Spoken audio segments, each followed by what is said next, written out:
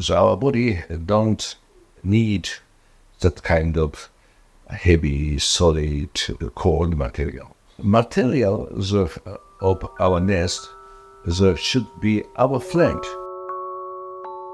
And Kengo Kuma as architect is based in Tokyo.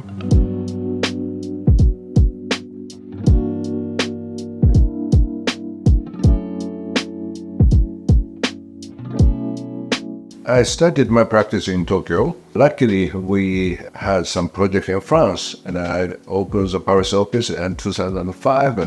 And after 2005, we started Beijing office and Shanghai office. After COVID, we want to extend that idea to the small places. And then we started a small satellite in Hokkaido and Okinawa and the south and north of Japan, and then also Okayama, Wakayama, Fukuoka, and totally we have 5 small satellite offices all over Japan.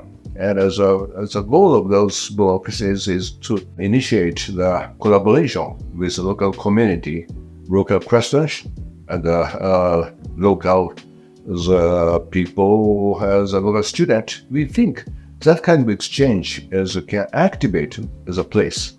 It is another role of architects, I think. Naturally, as some satellite offices have a strong connection with the local craftsmanship. For example, the Hokkaido office is close to the furniture factories, and they are working together to design some special furnitures. And also in Hokkaido offices, also we are working with the textile companies, create that kind of special connection with the local craftsmanship. Okayama is also very famous for the beautiful forest, and maybe in futures we can work with the carpenters there. We started our practice in 1986. The economy was very good. We could find some interesting project in Tokyo area. But suddenly, that kind of bubble economy bursted in 1991. And after that, 10 years, we didn't do anything in Tokyo area. So all the project in Tokyo were cancelled. And then I decided to travel to the countryside of Japan. I did some trips to the mountains and north and south, and there I could find the very interesting craftsmen. The size-wise, those projects are very, very small, but as a collaboration with the craftsman, taught me many things. And as I began to learn how to pick up the beauty of craftsmanship in the architectural design. The real treasure of Japan is craftsmanship. That is my finding in 1990s. And then the 1990s, we only did a few projects in the countryside of Japan, not in the big city, but it is most fruitful moment of us. So we learned many things from them, and we learned many things about material. 1995, I met one stone company in the countryside. They have small quarry, and the stone is not so shining. It's very, very quiet stone. There's a quiet texture, there's a quiet color. But that as a craftsman taught me many things about stone. Before that, stone was not so attractive material for us because the people are using stone just for decoration on the concrete wall. The stone is a thin decoration. The craftsman I met, he taught me how to use the stone block, and the thick stone block can be the material for new masonry building. We did some discussion with them, and finally we designed a small stone museum for them. It is totally different from the normal use of stone. That is a stone museum, new masonry structure, but it's a poreless masonry structure. It is just people can feel the solidness, the heaviness of the stone, but at the same time it's just transparent. It's a big challenge for us. It's totally different from the method of the 20th century. But after that, we started to do some experimental design by the solid material. Yeah, and solid material also has a big potential, as I began to feel. For us, the most important process is visit the site by myself, and walk the site by myself, and to feel the topography by myself, by my foot. After touching the ground by myself, I can get some inspiration about the flow of nature in the site. Flow of nature is flow of wind, flow of light, and flow of earth. And as those kind of flows is giving us a big hint for the flow of the design, the flow of the people. The second step is making the physical model of the place, not the building. It gives us the sense of flow of the land, and after feeling that kind of flow, we can start to design the physical model on the place. And as always, the rendering is coming in the last phase. First phase is physical, and touching the ground by myself, touching the model by myself. For me, the most important thing is conversation between my body and the place. And as the building, artificial design is a result of that kind of conversation. And without conversation, nothing can be happen. The section is beyond three-dimensional drawing.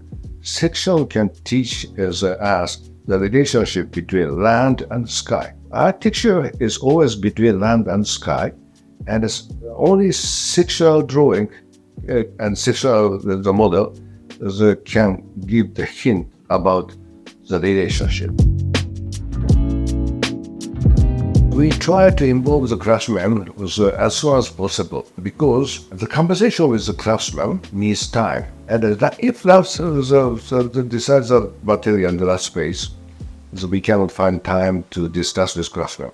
But for us, we try to involve the craftsman at the beginning of design, and we have enough time to do the many conversations with them, to make many mock-ups with them. And as a the drawing by computer is of course necessary for us.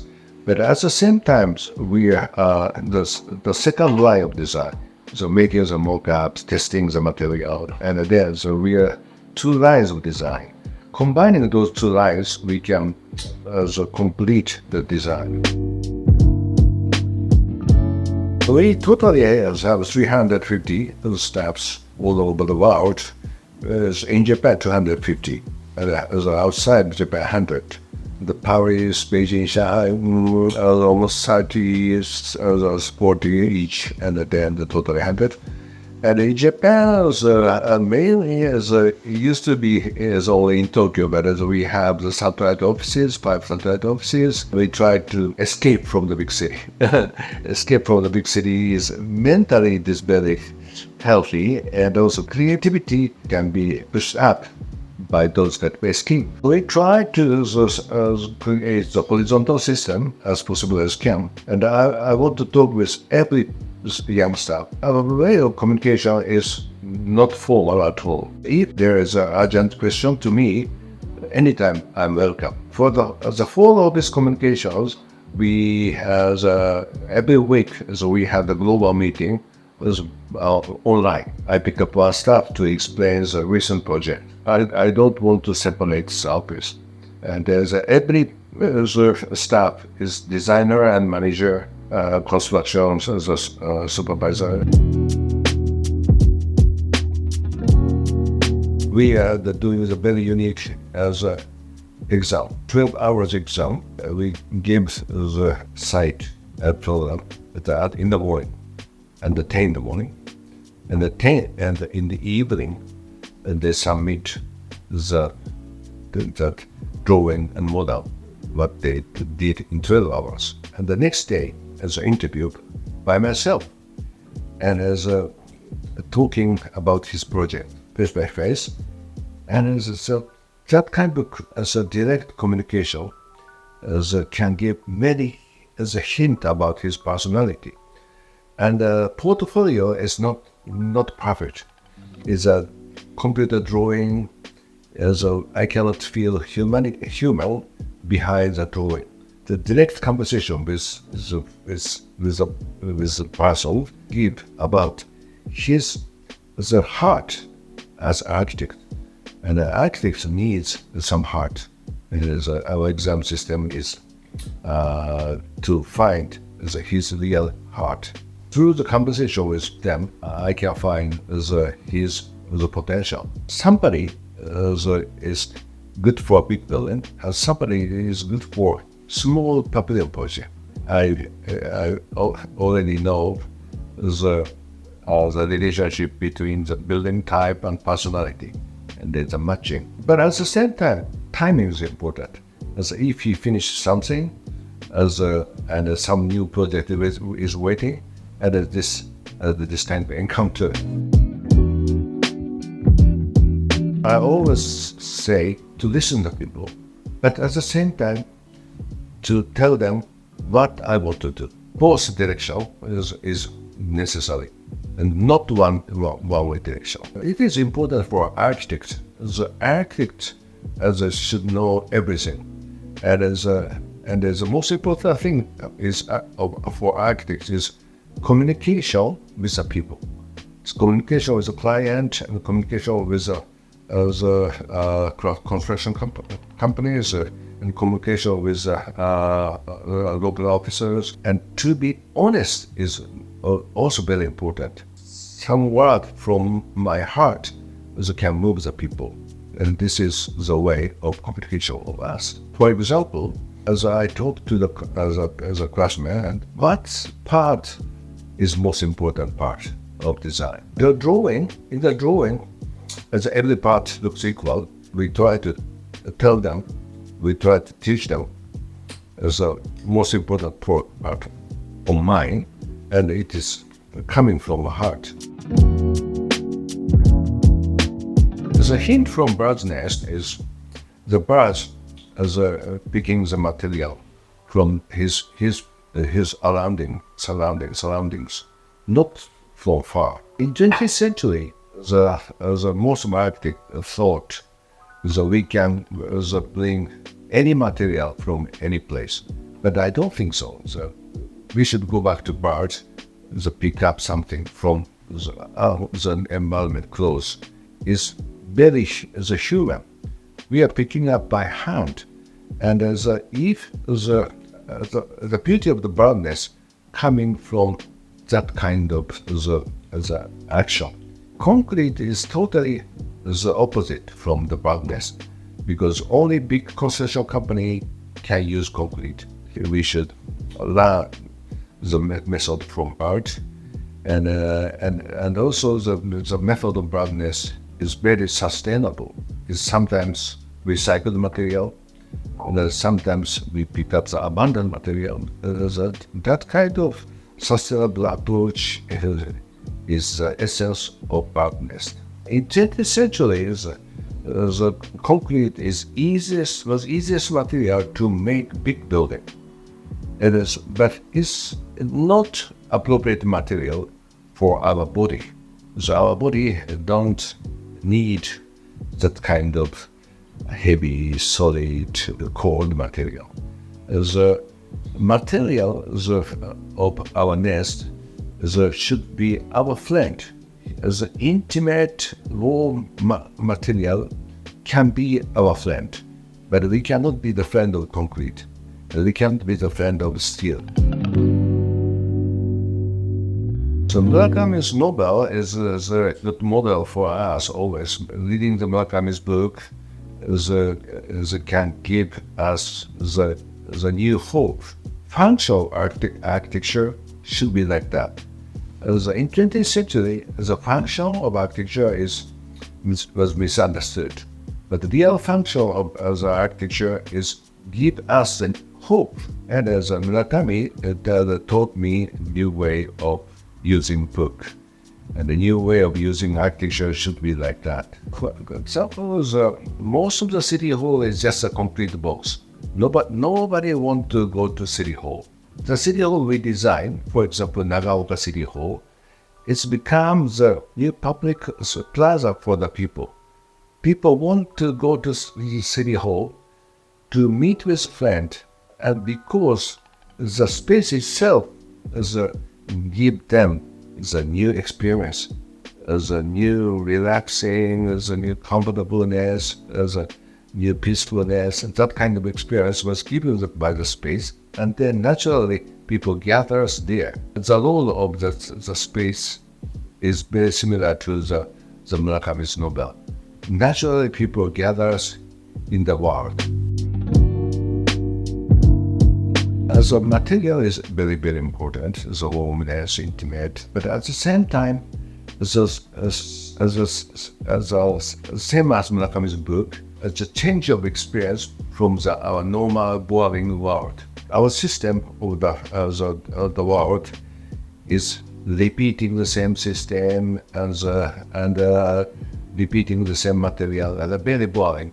If the people can get in our space, sometimes they can get supplies, sometimes they can get us a very different experience like Murakami's. It is go beyond material and go beyond the detail. It is a kind of sequential design. We try to give them that kind of the special sequence from the daily boring life. Some rhythm, change of melody is very similar to the music, composing music. We always use material as the note of the music.